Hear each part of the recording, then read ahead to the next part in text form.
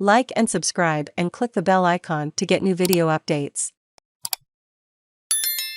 G7 Relaunches funding program for developing countries under new name. The G7 has been forced to relaunch its vehicle to provide infrastructure funds to poor and developing countries only a year after a largely similar scheme was unveiled at the G7 conference in Cornwall last July under the label Build Back Better World.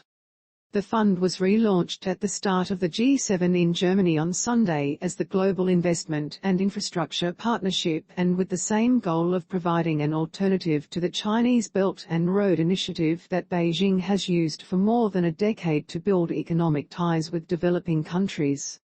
All the G7 leaders, led by the US President, Joe Biden, came together at a side meeting on the first day of the summit to make statements backing the partnership and so underscore their commitment to helping poorer countries.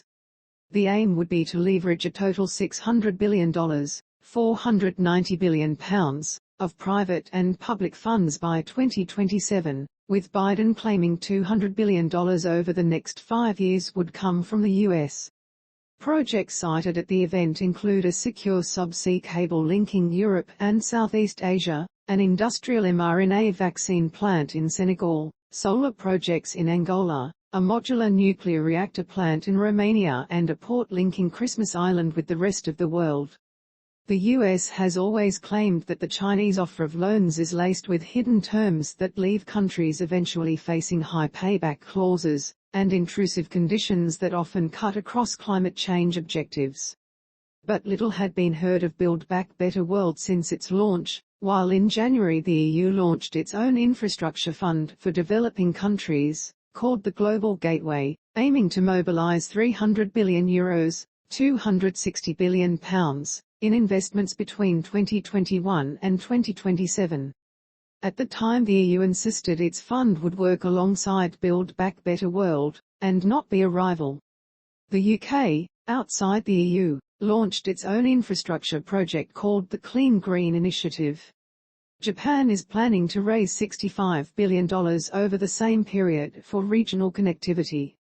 Biden, the European Commission President, Ursula von der Leyen, and the UK Prime Minister, Boris Johnson, met in November at COP26 in Glasgow to evaluate their differing projects, and whether by duplicating their efforts they were weakening what they were offering to poor countries.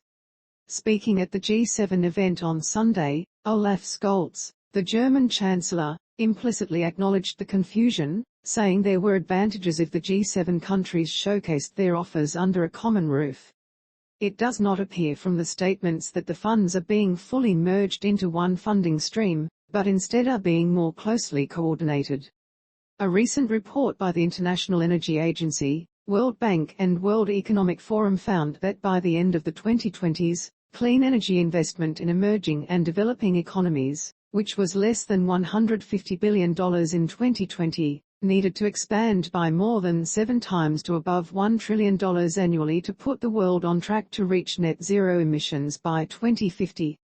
The IEA said emerging and developing countries provide only 1/5 of clean energy investment, but contain 2/3 of the world's population.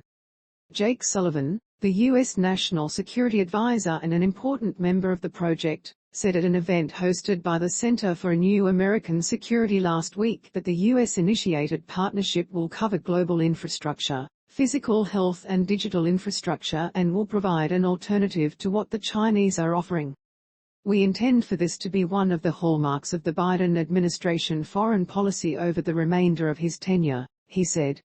The Chinese Foreign Ministry spokesperson, Wang Wenbin, said on Friday at a regular press briefing in Beijing that while China welcomed efforts to promote global infrastructure development, Biden's initiative was based on a zero-sum game approach.